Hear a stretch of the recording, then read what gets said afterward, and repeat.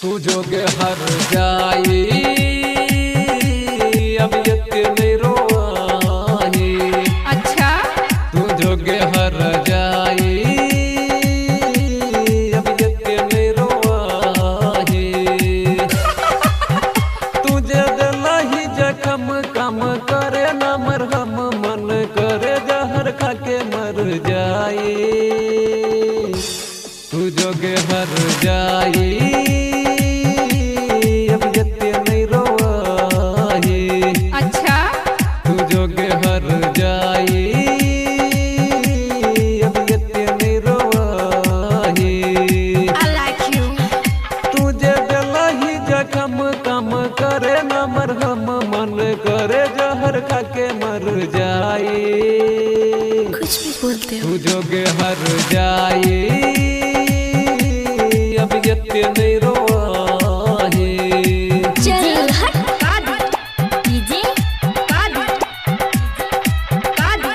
presented by Rangila Recording Studio, Jhajra Chowk, Kusheshwar Sthan. Mixed by Raman Albela.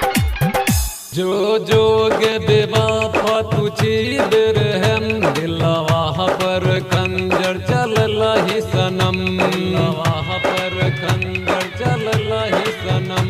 जो जोगे बेवफा तू चीद रहम दिलवा पर खंजर चल लही सनम। तोरा प्यार में पागल भलियोगे हम दोसर के तू दुल्हन बनली सनम।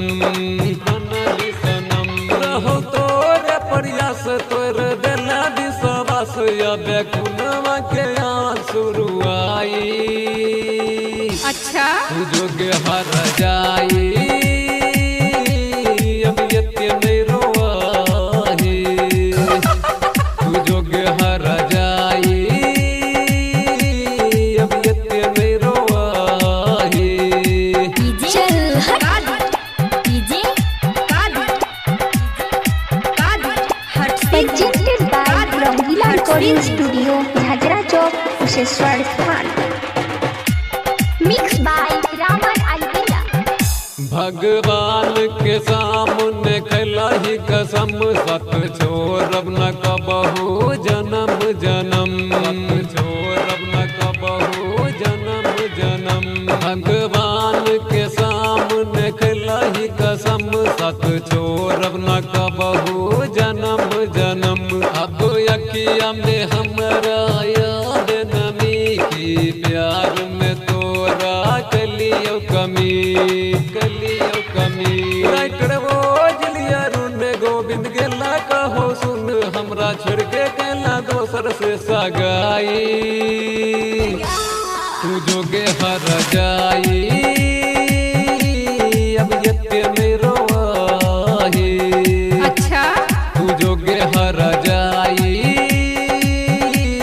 अब यत्ते नहीं रोआही। तेहिनु बखवासल रहले। Presented by Rangila Recording Studio, Jhajra Chowk, Kusheshwar Sthan.